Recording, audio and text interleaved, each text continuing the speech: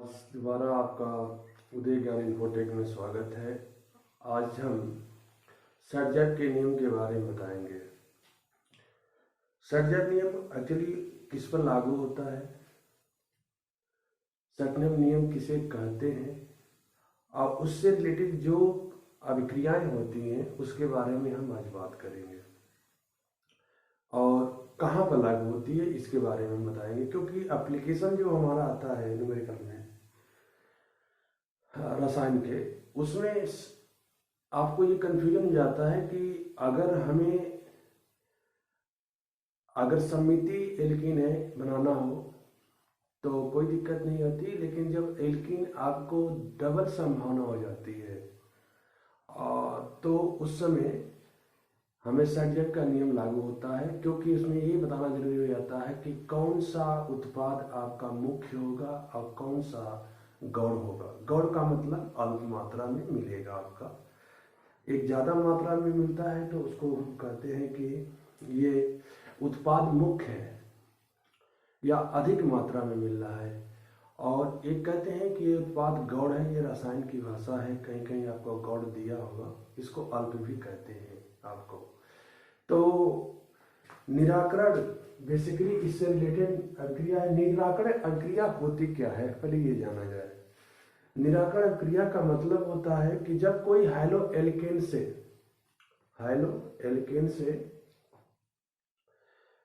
Hydrogen और halogen दोनों निकल जाते हैं तो उसे निराकरण की अभिक्रिया कहते हैं। पहली बात कि जब हैलो एल्केन से, परिभाषा सुनिएगा ध्यान से, अगर इसको नोट करना चाहते हैं तो नोट कर लीजिए। जब हैलो एल्केन से निराकरण की अभिक्रिया अगर नहीं समझ पा रहे हैं तो मैं लिख दे रहा हूं इसकी परिभाषा। निराकरण अभिक्रिया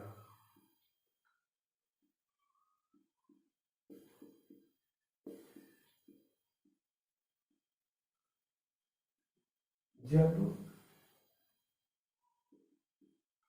हैलो एल्केन से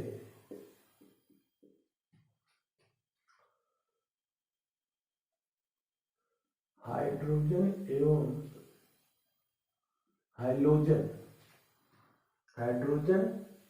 हाइलोजन परमाणु का निष्कासन होता है उसे निराकरण अभिक्रिया कहते हैं। ध्यान दीजिएगा, जब हैलो एल्केन से हाइड्रोजन एवं हाइड्रोजन परमाणु का निष्कासन होता है तो उसे निराकरण अभिक्रिया कहते हैं। ये परिभाषा किसी को नोट करना है तो नोट कर सकता है।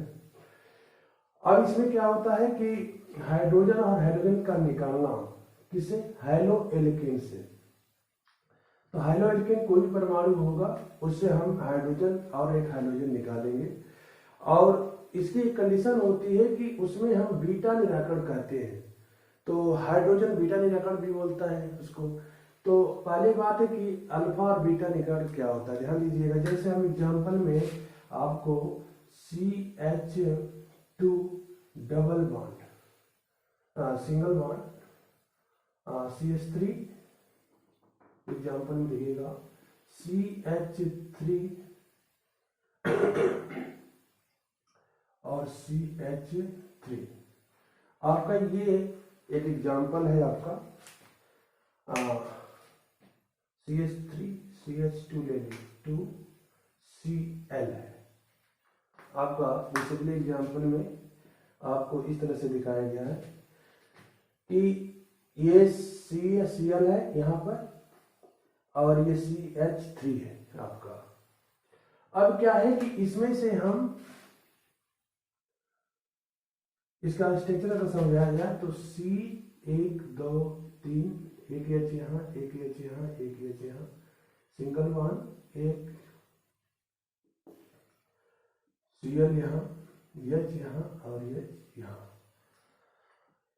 ये आपकी परिभाषा क्या होती है, निराकरण कहलाता है पहली बात। और ये प्रेजेंसी किसमें होता है, एल्कोहलिक पोटेशियम हाइड्रोक्साइड की उपस्थिति में, एल्कोहलिक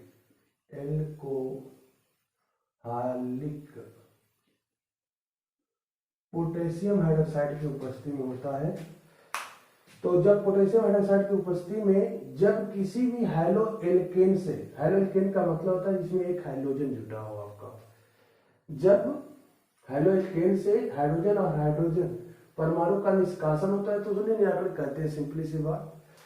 उसमें क्या होता है कि जब निराकरण होता है तो इसमें आपका हाइड्रोजन जो होता है, ध्यान दीजिएगा, इसको कहते हैं जिससे हाइड्रोजन जुटा था उसको अल्फा कार्बन बोलते हैं, और उसके बगल वाला जो कार्बन होता है उसको बीटा कार्बन बोलते हैं। पहले अल्फा और बीटा कार्बन समझिए। अल्फा कार्बन उसे बोलते हैं जिससे हाइड्रोजन परमाणु डायरेक्ट जुटा हो, और बीटा कार्बन से बोलते हैं जो उसके बगल वाला कार्बन हो उसको बीटा कार्बन बोलते हैं।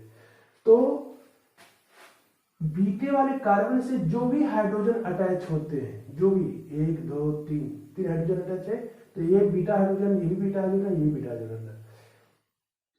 तो अल्फा कार्बन से हाइड्रोजन का निकलना और बीटा कार्बन से हाइड्रोजन का निकलना, ये निकाल लीजिए, ये निकाल लीजिए, ये निकाल लीजिए, कोई निकाल सकते हैं। अब तीनों की प्रैक्टिस सेम है तो उसमें कोई फर्क नहीं पड़ेगा आपको, क्योंकि ये कार्बन से तीनों सेम पोजीशन पर है। तो एक ही कार्बन से, बीटा कार्बन से अटैच है तो ये बीटा हाइड्रोजन ये भी कर सकते हैं, बीटा इसको भी होते हैं, बीटा इसको होते हैं। तो आप किसी भी हाइड्रोजन को इनसे और इनसे हाइड्रोजन निकालेंगे का निष्कासन होता है तो उसे निराकरण क्या कहते हैं। तो इसमें क्या होगा कि जब इससे निकालेंगे तो इसके अंदर डबल बॉन्ड लग जाएगा, यानी कि एल्कीन बनेगा। हेलो एल्केन से एल्कीन बनना, हेलो एल्केन से एल्कीन बनना। और प्रेजेंस क्या होता है, potassium hydroxide, alcoholic potassium hydroxide कहते हैं, यानी कि इनको एल्कोहल की उपस्थिति में होती है। तो ये क्या होगा, ध्यान दीजिएगा, एक सी है और यहां से बॉन्ड टूटेगा, यहां से बॉन्ड टूटेगा, तो इसमें एक अनपेयर्ड इलेक्ट्रॉन इसका बचेगा, इसका एक बचेगा, तो यहाँ पर डबल बॉन्ड लग जाएगा। और H एक पहले से है, एक H पहले से है, और यहाँ पर H और H, बस इसमें डबल बॉन्ड लग गया। तो ये आपका क्या बन गया, एल्कीन। हाइड्रोजन भी निकल गया, हाइड्रोजन भी निकल गया, तो ये एल्कीन का निर्माण करता है। तो बेसिकली अगर इसके हिसाब से देखा जाए तो परिभाषा क्या होगी कि जब किसी हैलो एल्केन से हाइड्रोजन और हाइड्रोजन परमाणु का निष्कासन होता है तो उसे निराकरण करते हैं। लेकिन परिभाषा थोड़ा इसको ऐसे भी कर सकते हैं कि जब हैलो एल्केन से पोटेशियम एल्कोहलिक पोटेशियम हाइड्रोक्साइड की उपस्थिति में हाइड्रोजन और हाइड्रोजन का परमाणु का क्या होता है, निष्कासन होता है और एल्कीन प्राप्त होता है, तो उसको हम क्या कहते हैं, पूर्णतः निराकरण की क्रिया। निराकरण की क्रिया का मतलब ही सिंपल सा अर्थ होता है कि हाइड्रोजन और हाइड्रोजन का निकल जाना निराकरण कहलाता है, और इसमें ये चीज आपको लागू होकर दिखती है। रही बात इसमें इंपॉर्टेंट ये बात होती है कि हाइड्रोजन इसके अंदर एक बीटा कार्बन है तो आसानी से निकल गया, लेकिन अगर कोई ऐसा हैलो एल्केन्स है, कोई ऐसा हैलो एल्केन्स है जिसके अंदर बीटा कार्बन की संख्या एक से ज्यादा हो, एक से ज्यादा हो, तब उस केस में आप क्या कर सकते हैं। अगर इसको उतारना चाहें उतार लीजिए, मैं इसको रफ करना चाह रहा हूं, क्योंकि एक से ज्यादा हो तब की बात क्या होगी, तो मैं एक से ज्यादा केस में आपको समझाना चाह रहा हूं।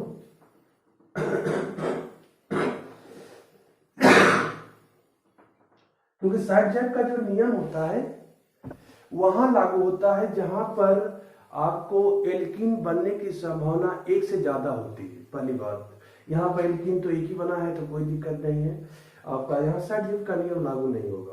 लेकिन जब एक से ज्यादा निकलते हैं तब उसके अंदर संभावना हो जाती है कि क्या होगा। जैसे एग्जाम्पल में हम ले रहे हैं CH3 CH2 CHCl और CH3। अब यहां थोड़ा सा ध्यान दीजिएगा, इसकी हम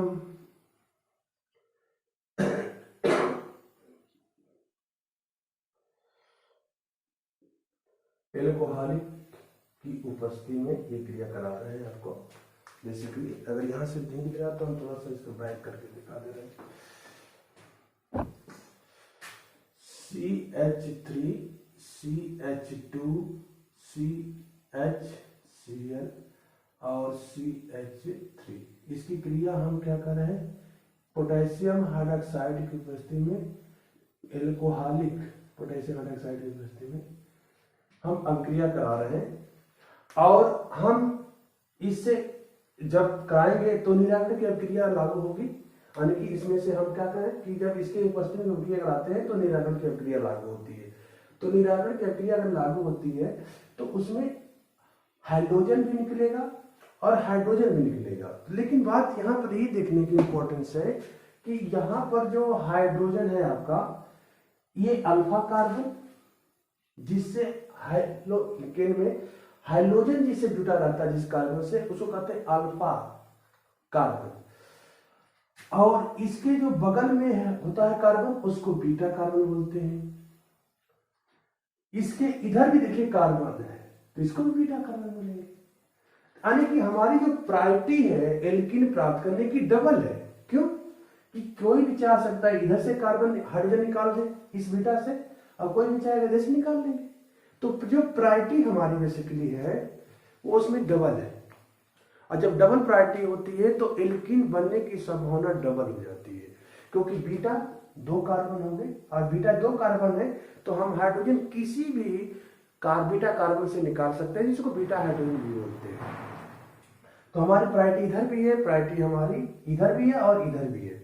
तो हमारा 100% एक श्योर हो गया कि हमारा हाइलो एल्कीन क्या करेगा, निकलेगा। अब रही बात यहां पर कि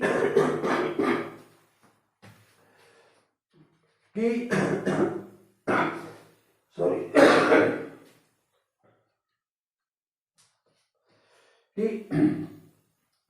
सपोज दैट मैं इसको इधर से निकालना चाहता हूँ, ये वाला इस बीटा से मैंने एक हाइड्रोजन निकालना चाहता हूँ और एक हाइड्रोजन निकालना चाहता हूँ, तो डबल बॉन्ड हमारा यहाँ लग जाएगा।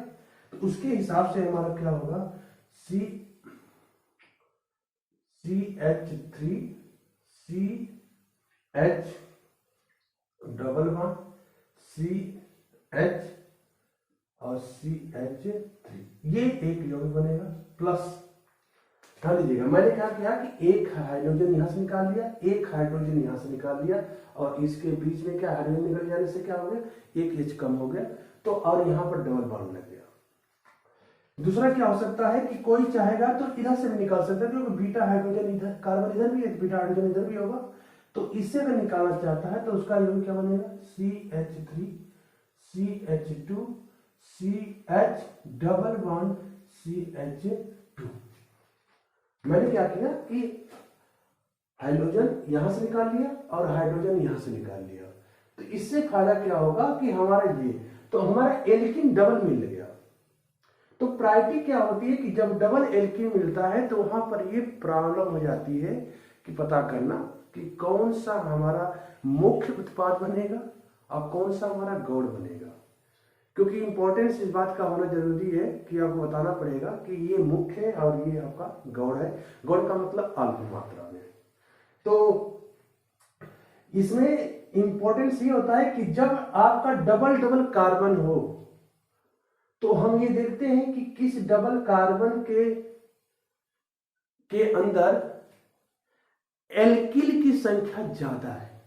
एल्किल की संख्या ज्यादा है, जिसमें एल्किल की संख्या ज्यादा होगी वो कार्बन क्या होगा, वो उत्पाद क्या होगा, आपका मुख्य होगा। और जिसमें एल्किल की संख्या कम होगी वो उत्पाद हमारा गौड़ होगा, यानी कि अल्प होगा। अब थोड़ा ध्यान दीजिएगा, ये डबल कार्बन है वाला है, यहां भी एल्किल है, यहां भी एल्किल है, यानी कि हमें 2 एल्किल प्राप्त हुआ। इसमें 2 एल्किल है, हमारा एल्किल समूह की संख्या कितनी है, 2। और यहां जो डबल कार्बन है उसमें इधर वाला पार्ट एक एल्किल है, अर्थात इसमें एल्किल की संख्या क्या है, 1 है।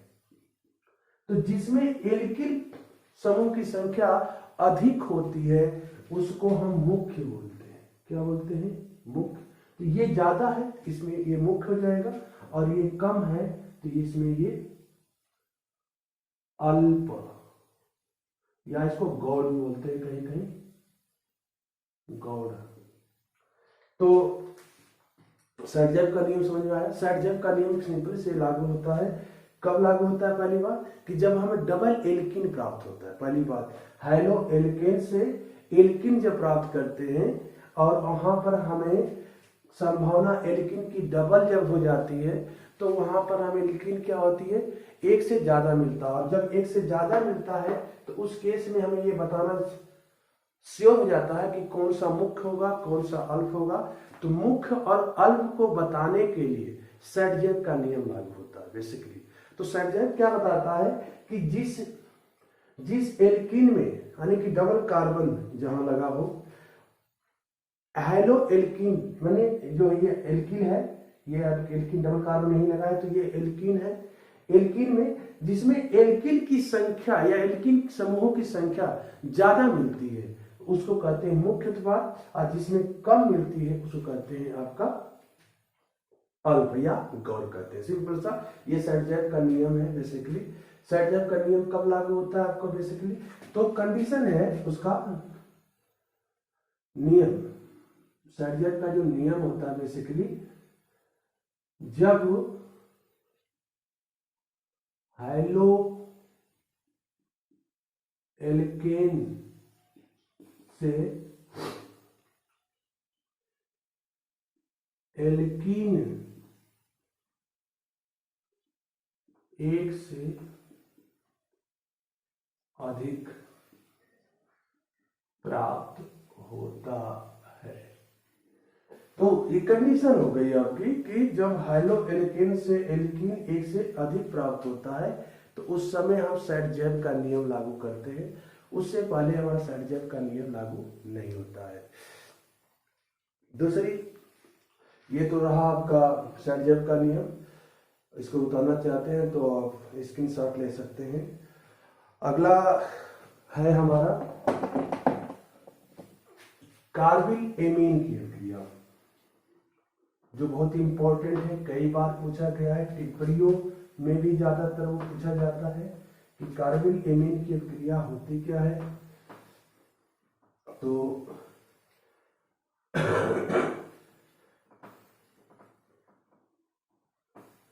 और कार्बिल एमीन की क्रिया किसे कहते हैं, ये सबसे इंपॉर्टेंट चीज है। थोड़ा सा आप इसको समझेंगे तो बहुत आसान है, और ये कई जगह पूछा गया है, इसलिए आपको थोड़ा सा बता दे रहे हैं कि इंपॉर्टेंट की दृष्टि से टिप्पणी में भी आती है और नेमिनेशन में तो आता ही आता है आपका।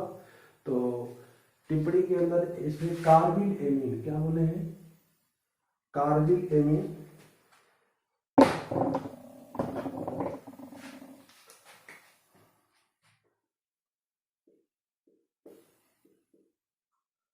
कार्बिल एमीन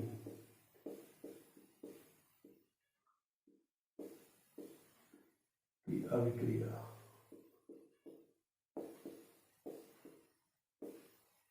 कार्बिल एमीन की अभिक्रिया, ध्यान दीजिएगा, इसके नाम से ही पता चलता है कि इसमें एमीन शब्द होगा।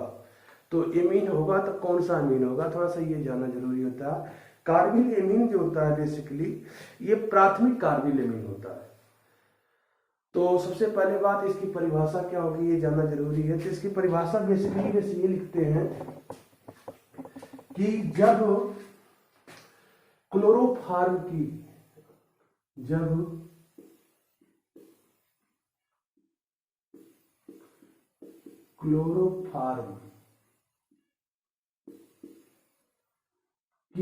अभिक्रिया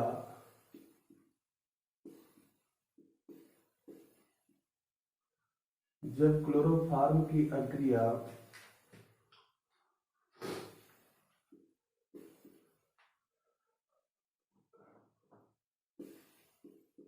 एरोमेटिक्स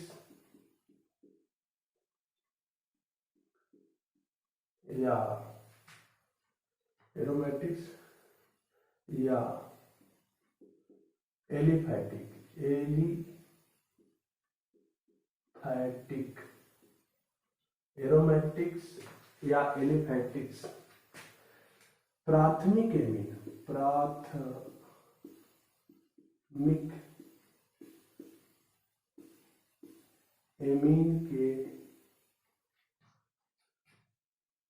एमीन का एल्कोहलिक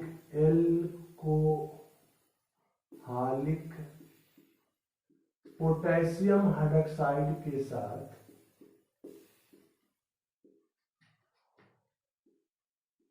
कराते हैं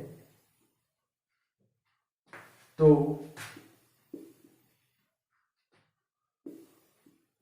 कार्बिल एमीन उत्पाद बनता है, उसे कार्बिल एमीन अभिक्रिया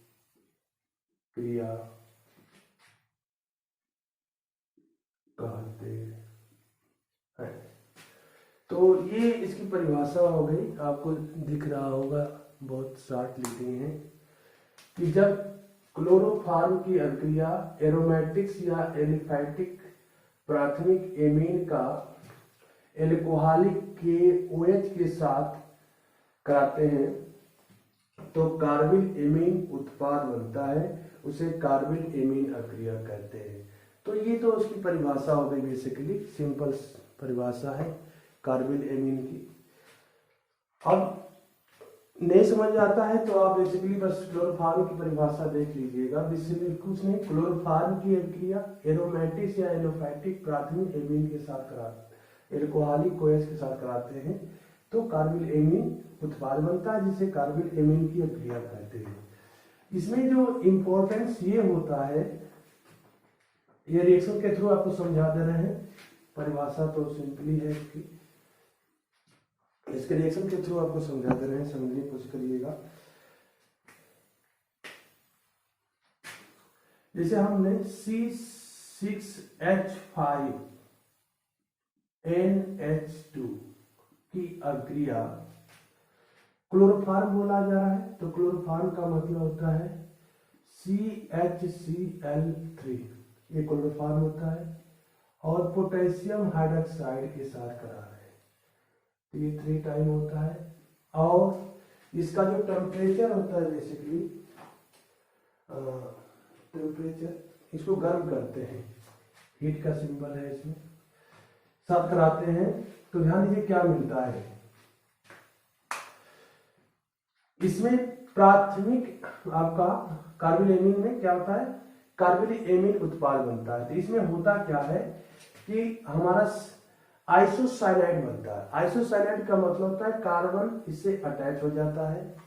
तो ध्यान दीजिएगा, कार्बन अटैच होने का मतलब क्या होगा, कार्बन का 2 बॉन्ड इससे है, 1 बॉन्ड इससे है आपका, तो हमारा कार्बन इस तरह से अटैच होगा, ध्यान दीजिएगा। C6H5 नाइट्रोजन है, ये डबल बॉन्ड एक साथ एरो भी होता है जो C की तरह दिखाता है आपका, क्योंकि C का जो पोलैरिटी होती है कार्बन की 4 होती है, तो 4 4 8 दो बॉन्ड इससे, 2 बॉन्ड इससे, तो 2 2 4 6, और नाइट्रोजन के पास एक अनपेयर्ड इलेक्ट्रॉन होता है, तो वो इसको दे देता है, तो इसको कहते हैं आइसोसाइनाइड, या इसको बोल सकते हैं बेंजील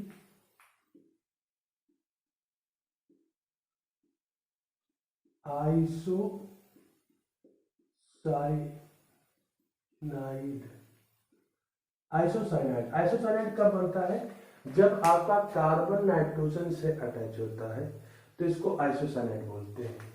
और क्या बनेगा आपका, पानी, और साथ साथ में 3 टाइम आपका K है, OH है, तो Cl। 3 टाइम आपका Cl। 3 टाइम Cl का मतलब ध्यान दीजिए 3 Cl ये है और 3 के ये है, तो ये 3 के Cl हो गया। रही बात यहाँ H के हटने से कार्बन इसका अटैच हो गया है बस क्लोरोफॉर्म वाला C, तो ये डबल बॉन्ड यहाँ से 2 H यहाँ से, 1 H यहाँ से और 3 H यहाँ से, तो 3 H यहाँ से और 3 H यहाँ से, कुल मिलाकर 6 H हो जाएगा। तो 2 3 6 H और 3 ऑक्सीजन है, 3 ऑक्सीजन यहाँ से अटैच है, तो 3H2 पानी के अणु निकल जाते हैं। और ये पूरी प्रोसीजर जो कहलाती है आपकी क्या कहलाती है, कार्बन एमीन अभिक्रिया। कार्बन एमीन अभिक्रिया क्या बोले हमने कि जब किसी एरोमेटिक्स प्राथमिक एमीन की अभिक्रिया क्लोरोफॉर्म के साथ potassium hydroxide alcoholic potassium hydroxide के साथ कराते हैं तो हमारा बेंजील आइसोसाइनाइड बनता है, या बेंजील कार्बिल एमीन भी बोलते हैं इसको, है बेंजीन कार्बिल एमीन भी बोला जाता है उत्पाद का नाम, जो यही मुख्य होता है और पानी निकलता है और पोटेशियम क्लोराइड मिलता है। ये तो आपको हमने एरोमेटिक्स एलिफैटिक के साथ देखा लिया है। एलिफैटिक का मतलब होता है C3CH2NH2 क्रिया क्लोरोफॉर्म के साथ कराना है और पोटेशियम हाइड्रोक्साइड के साथ करानी है, आपका है AlC एल्कोहलिक, और इसको हीट करना है। तो देखिएगा एरोमेटिक से बोले हैं क्योंकि ये बेंजीन है, और एलिफैटिक से बोलते हैं जिसमें सर्किल नहीं बनती है, तो ये ओपन चेन है, ये बंद चेन है, क्योंकि आपको इस तरह बेसिकली इस तरह लिखा जाएगा। तो इसको थोड़ा ध्यान दीजिएगा। इसमें बस क्या करना है कि ये H यहां से हटा देना है और इसका C से अटैच कर देना है, तो ये बन जाएगा आपका CH3 CH2 और N डबल बॉन्ड और एक एरो ऐसे, तो ये साइनाइड बन गया आपका। अब प्लस आइसोसाइनाइड प्लस क्या होगा 3H2 निकलेगा ही और 3KCl आपका निकलेगा। तो यहाँ भी आपको क्या बन गया, ये प्राथमिक एमीन। क्यों प्राथमिक एमीन की परिभाषा होती है कि N से अगर 2 H है तो उसको प्राथमिक बोलते हैं, 1 H है तो आपका एमीन कहते हैं। बेसिकली एमीन क्रियात्मक समूह होता है इसको -NH2, तो इसको प्राथमिक बोलते हैं। अगर एक एल्किल समूह जोड़ा है तो प्राथमिक है, यानी कि 1 डिग्री। अगर इसी में N से 2 एल्किल समूह जुटा हो, 1 H हो जाएगा, इसको कहते हैं सेकेंडरी। और अगर इसी से 3 एल्किल समूह जुटा हो तो इसमें कोई H नहीं है, इसे मतलब 3rd डिग्री। तो ये 3rd डिग्री, ये 2 डिग्री, ये 1 डिग्री।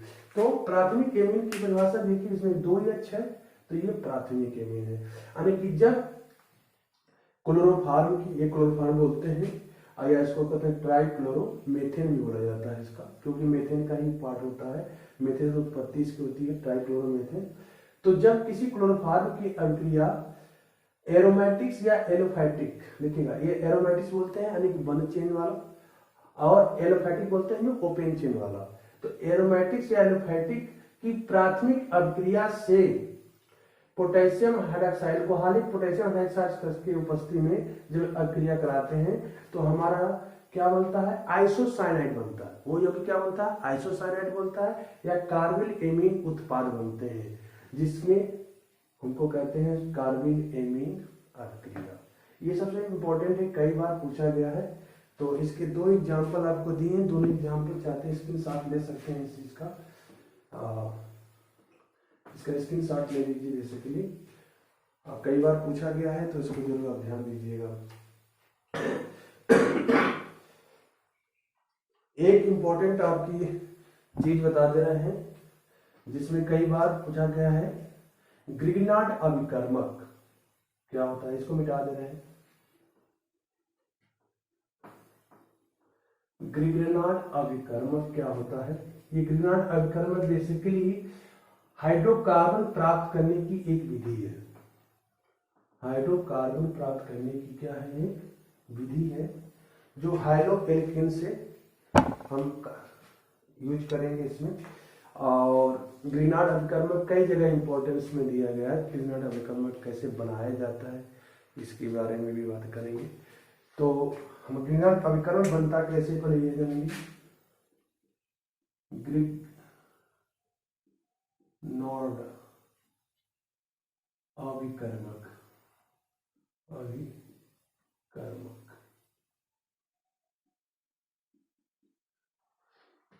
तो हम क्या करते हैं,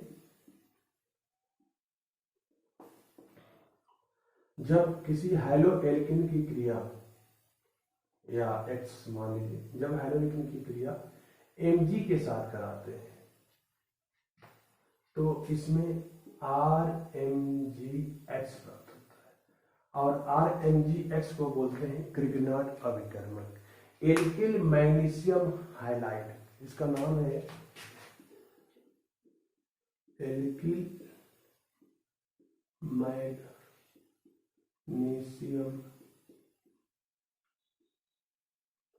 हाइलाइड, इसका पूरा नाम होता है एल्किल मैग्नीशियम हाइलाइड। इसको कैसे बनाया जाता है कि जब हैलोएल्केन की अभिक्रिया मैग्नीशियम के साथ कराते हैं तो हमारा एल्किल मैग्नीशियम हाइलाइड बनता है, जिसको हम ग्रिग्रेनार्ड अभिकर्मक बोलते हैं। क्या बोलते हैं? ग्रिग्रेनार्ड अभिकर्मक कहते हैं। और ये बहुत क्रियाशील होता है, यानी कि इसमें कभी कभी पूछा यह जाता है कि ग्रिग्रेनार्ड अभिकर्मक जल की उपस्थिति में अभिक्रिया या जल की उपस्थिति में इसकी अभिक्रिया क्यों नहीं कराते हैं? तो सबसे बड़ी बात है कि ग्रिग्रेनार्ड अभिकर्मक बहुत क्रियाशील यौगिक होता है, अभिकर्मक होता है, जो जल के थोड़ी सी मात्रा अगर उसके संपर्क में रखेंगे तो ये तुरंत अपने दो पार्टों में टूट जाता है, जिसमें एक हाइड्रोकार्बन प्राप्त होता है और दूसरा एक हाइड्रोक्साइड यौगिक प्राप्त होता है। जैसे अगर इससे चाहते हैं कि हाइड्रोकार्बन प्राप्त करना, तो बस इसकी अभिक्रिया क्या करिए, ग्रिग्रेनार्ड अभिकर्मक है और इसकी क्रिया आप जल के साथ करा दीजिए। सॉरी, जल के साथ करा दीजिए। तो जल के साथ जैसे ही मिलता है तो जल में H जो होता है R से मिल जाता है, तो जो RX बन जाता है, RH बन जाता है, जो ये प्योर क्या बनता है? हाइड्रोकार्बन। और साथ में क्या होता है? MgOH बन जाता है, जिसे आपको हाइड्रोक्सी मैग्नीशियम हाइलाइड बोलते हैं। हाइड्रोक्सी मैग्नीशियम हाइलाइड बोलते हैं, हाइड्रोक्सी मैग्नीशियम हाइलाइड बोलते हैं, इसका नाम है। तो एक रियल एग्जांपल देख ले रहे हैं। जैसे इसकी जगह पर हम CH3MgCl एल्किल मेथिल हो गया, एल्किल की जगह क्या होगा? मेथिल मैग्नीशियम क्लोराइड की अभिक्रिया अगर आप किससे कराते हैं? पहले एल्किल मैग्नीशियम कैसे बनाते हैं पहले ये देख लीजिए। पहले हम CH3Cl है, इसकी क्रिया Mg से कराएंगे तो ये बन जाएगा CH3MgCl। ये आपका बन गया अभिकर्मक, ग्रिग्रेनार्ड अभिकर्मक हो गया। अब इसकी क्रिया क्या कराएंगे? CH3MgCl, ये ग्रिग्रेनार्ड अभिकर्मक है और जल की उपस्थिति में इसकी अभिक्रिया कराते हैं तो ये क्या बन जाता है? CH4, एक H इससे अटैच हो जाता है और ये हो जाता है MgOH और Cl, जिसे कहते हैं हाइड्रोक्सी मैग्नीशियम क्लोराइड। तो ये अति क्रियाशील होने का इसकी जल के हल्की सी मात्रा अगर इसको प्राप्त होती है तो ये तुरंत अपने दो पार्ट में टूट जाता है। तो मैग्नीशियम आपका जो होता है हाइड्रोकार्बन अलग जाता है और हाइड्रोक्सी मैग्नीशियम क्लोराइड अलग हो जाता है। तो ये ध्यान दीजिएगा कि अगर आपको कभी भी लगे कि इसको हमें जो एल्किल समूह है इसको हटाना है और हाइड्रोकार्बन में कन्वर्ट करना है, तो आप तुरंत इसका जल के साथ अभिक्रिया करा देंगे तो ये आसानी से प्राप्त होगा। ये बहुत इंपॉर्टेंट है, ध्यान दीजिएगा। और कई बार ये पूछा गया है कि ग्रीनहाउस अभिकर्मक किसे कहते हैं। तो पहली बार परिभाषा कि जब हाइड्रोएल्कीन का मैग्नीशियम के साथ अभिक्रिया कराते हैं तो एल्किल मैग्नीशियम हैलाइड प्राप्त होता है, जिसका नाम ग्रीनहाउस अभिकर्मक कहते हैं। और ग्रीनहाउस अभिकर्मक अतिक्रियाशील होने के कारण ये जल की थोड़ी सी मात्रा से अगर इसे मिल जाती है तो ये हाइड्रोकार्बन देता है और ये तुरंत दो पार्ट में हाइड्रोकार्बन अलग जाता है या हाइड्रोक्सी मैग्नीशियम हैलाइड अलग जाता है, जो इसके एग्जाम्पल के थ्रू भी समझा दिए हैं। अगर किसी को ये चीज़ स्क्रीनशॉट लेनी है तो ले सकते हैं। और सबसे इम्पोर्टेंट 2-3 चीज़ें थी मैंने जो इसको बताई। पहला सैडजेव का नियम, कल की क्लास में आपको बुर्स क्रिया बताए थे, आपको मार्कोनिका का नियम बताए थे। अगर जिसको पहली अभिक्रिया नेमिंग में जाना है तो पहले वाली वीडियो देख सकता है। आज ये तो दूसरा आपका पार्ट था लेक्चर का नेमिंग रिएक्शन में। तो आज मैंने आपको 3 चीज़ें बताई। एक तो सैडजेव का नियम आज बताया, दूसरी चीज़ आपको कार्बिल एमीन अभिक्रिया किसे कहते हैं जो सबसे इम्पोर्टेंट है, और तीसरी चीज़ ग्रीनहाउस अभिकर्मक किसे कहते हैं। तो ये 3 चीज़ें आज के लेक्चर में है। अगर आपको वीडियो अच्छा लगे तो लाइक कमेंट अधिक से अधिक करिए, जिससे मुझे ये पता चले कि आपको क्या रिक्वायरमेंट है, क्या चीज़ें कमियां, अगर कमियां भी हैं तो उस चीज़ को बताइए, उसको आगे और परफॉर्मेंस अच्छा किया जाएगा। और वीडियो में पहली बार कोई देख रहा है तो उसको ज़रूर सब्सक्राइब करें, क्योंकि वही चीज़ आपको मुझे मोटिवेशन करती है और आपको अधिक से अधिक चीज़ें देने का प्रयास करेंगे। इसके लिए आपको थैंक यू।